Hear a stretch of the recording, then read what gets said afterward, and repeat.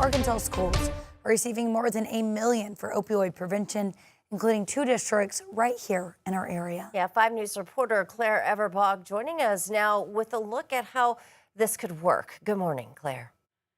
Good morning, Joe. Good morning, Tiffany. Fayetteville and Springdale school districts are among those selected for this funding coming from the Arkansas Opioid Recovery Partnership. The money will help hire prevention recovery coordinators who will work directly with students and families.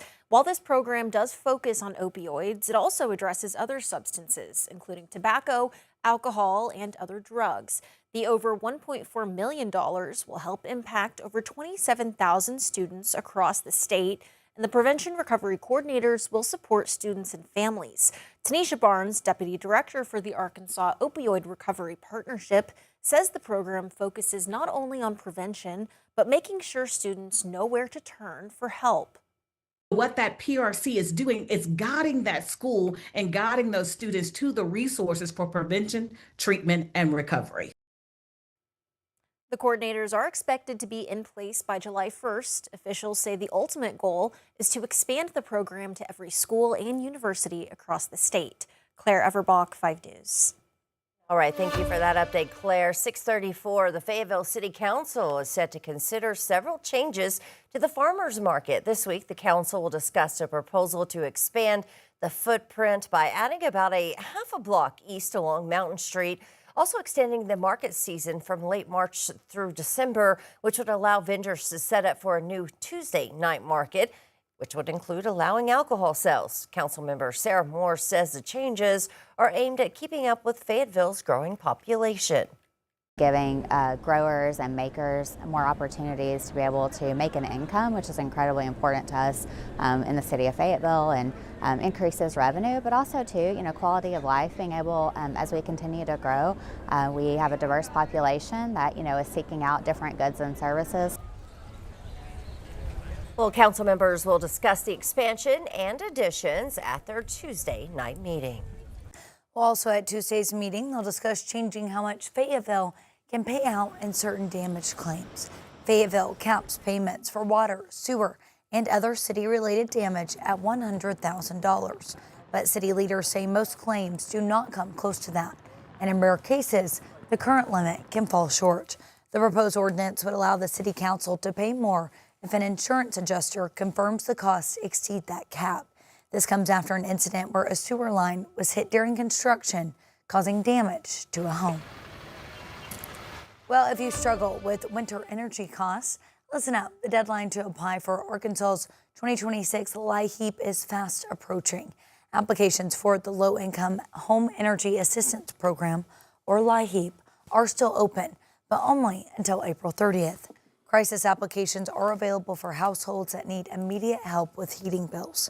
Families are encouraged to apply soon to make sure that they receive assistance before the deadline. Well, there are reports that the U.S. and Iran have received a proposal calling for a temporary ceasefire and the reopening of the Strait of Hormuz. Yeah, the draft proposal is put together by negotiators from Egypt, Pakistan, and Turkey. Meanwhile, President Trump says he'll hold a news conference today. But over the weekend, issuing an ultimatum to Iran on social media, he threatened to strike power plants and bridges if Iran does not open the Strait of Hormuz. Iranian officials say they'll fight back. Iran's reaction would be one of reciprocating any such attack.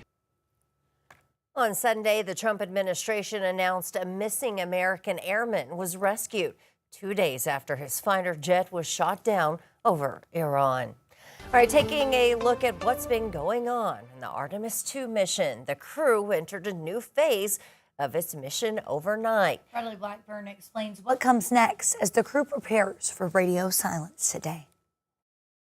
Artemis II can now feel the pull of the moon. Just after midnight, the Orion capsule traveled so far from Earth that the moon's gravity is now stronger than the home planets. Shortly before, the crew maneuvered the spacecraft to see the growing moon out the window. It's just like we're a bunch of little kids up here. We cannot get enough of this. It's amazing. The views from the crew have fascinated the world, capturing the blue planet in a single frame. This image shows part of the far side of the moon not visible from Earth. Just really put our place in the universe in perspective. Later today, they will see the moon in a way no humans have before, passing around it at the farthest distance any crewed mission has ever traveled. And for 40 minutes, the crew will lose contact with NASA as the moon blocks their signal. We'll take a break, a breather, probably, some times to reflect, and we'll meet them on the other side. In an interview as the Earth grew further in the distance, the crew was already reflective. You're on a spaceship called Earth that was created to give us a place to live in the universe. Trust me, you are special. In all of this emptiness, whether you believe in God or not, this is an opportunity for us to remember where we are, who we are, and that we are the same thing and that we got to get through this together. That message hit home. On NASA's social media, it's been viewed millions of times. Bradley Blackburn, CBS News, New York. I can't imagine if for 40 minutes you're not on Earth and you don't have contact with Earth. Oh, yeah. You're That's just a little all scary. alone in the universe. You are, but at least they have each other, right? There's 4 of them. By yourself, that would be tough. But the 4 of you together, you can do it. You can do it. You can do it. All right. Over the weekend, NASA also solving a problem there, more down to earth for the Artemis 2 crew. Yeah, you may remember a few days ago, they had issues with the spacecraft's toilet system. They had it again over the weekend, which means, thankfully, now fully operational. But that's not a good thing to have a problem with. No. In tight, close quarters there. It's one of the most important things, I think, about aboard the Absolutely. spacecraft. Yeah, I wonder if the girl was the one who fixed it again. probably. Or if the boys had to step up and do something. All right.